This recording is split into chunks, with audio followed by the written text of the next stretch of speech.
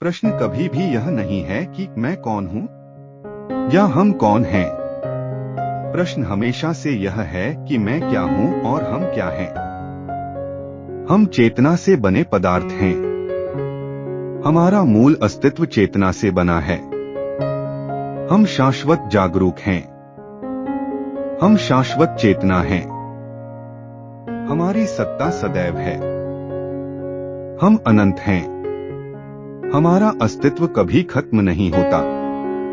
हम खुद के बारे में सचेत कैसे रहें?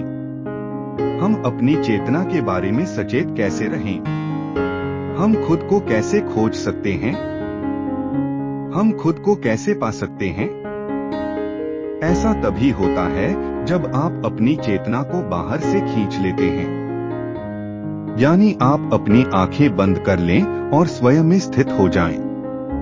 जो आत्मा स्वयं को जानना चाहती है, उसके लिए जरूरी है कि वह बाहरी दुनिया के लिए अपनी आंखें बंद कर ले और जागरूक हो जाए। इस प्रक्रिया को ध्यान कहते हैं। ध्यान के अभ्यास के द्वारा अपने स्वभाव को समझने की प्रक्रिया शुरू हो जाती है। अधिक ध्यान से हम अपने स्तर को अधिक से अधिक समझ सकते हैं। शुरू में हम खुद को नहीं जानते, किंतु हम जानना चाहते हैं। इसलिए हम ध्यान की ओर जाते हैं। जब हम प्रपंच में होते हैं तो हमारा सारा ध्यान बाहर की ओर होता है।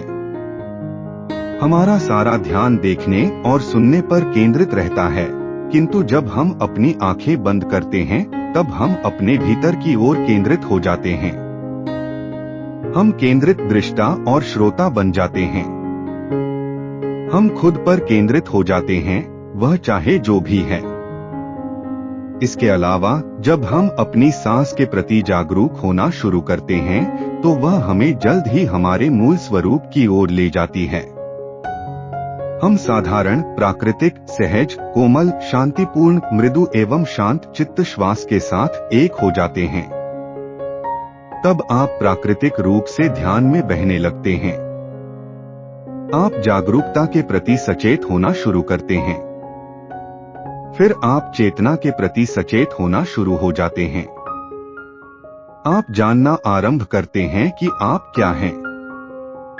आप वास्तविक खुशी पाते हैं, तब आप वास्तव में सुंदर हो जाते हैं।